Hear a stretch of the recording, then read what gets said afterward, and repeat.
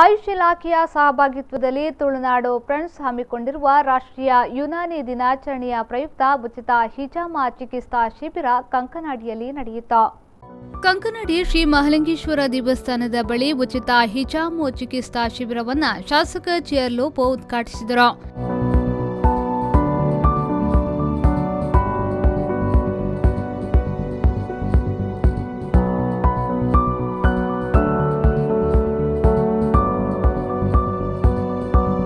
ಬಳಿಕ ಮಾತನಾಡಿದ ಅವರು, ಹಿಜಾಮ ಆಯುಷ್ ವೈದ್ಯ ಪದ್ಧತಿಗಳಲ್ಲಿ ಒಂದಾದ ಯುನಾನಿ ವೈದ್ಯ ಪದ್ಧತಿಯ ಔಷಧಿ ರಹಿತ ಚಿಕಿತ್ಸಾ ವಿಧಾನವಾಗಿದೆ ಎಂದರು.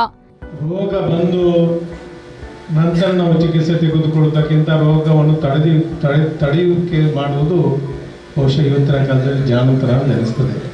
ನನಗೆ ಸಂತೋಷ ಆಗ್ತದೆ. ಈ ಒಂದು ಪರಿಸರ ಇಲ್ಲಿ ವಯಸ್ಸಿನ ಒಂದು ಮಿತಿ ಇಲ್ಲ.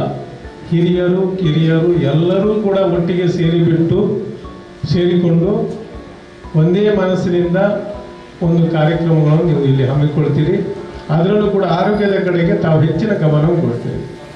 ದೇವೇಂದ್ರರವರು ಮತ್ತು ಅವರ ಸಂಘಟಕರು ತಾವೆಲ್ಲರೂ ಯೋಗಾಸನದಲ್ಲಿ ಧ್ಯಾನದಲ್ಲಿ ಭಾಳಷ್ಟು ಇಲ್ಲಿ ತಮ್ಮ ಕಾರ್ಯಕ್ರಮಗಳನ್ನು ಹಾಕ್ತೀರಿ. ಇದರಿಂದ ನಮಗೆ ನಮ್ಮ ಆರೋಗ್ಯವನ್ನು ಉತ್ತಮಗೊಳಿಸಲಿಕ್ಕೆ ನಮಗೆ ಖಂಡಿತ ಸಾಧ್ಯವಾಗ್ತಾ ಇದೆ. ಇದೇ ವೇಳೆ ಉಚಿತ ಹಿಜಾಮ ಚಿಕಿತ್ಸಾ ಶಿಬಿರ ನಡೆಯಿತು.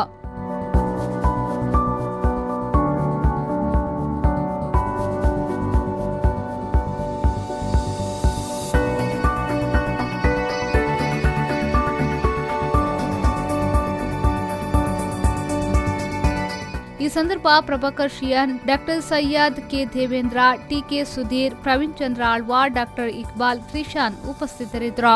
ಶರಸಾಲಿಯನ್ ವಿ4 ನ್ಯೂಸ್ 24/7 ಮಂಗಳೂರು.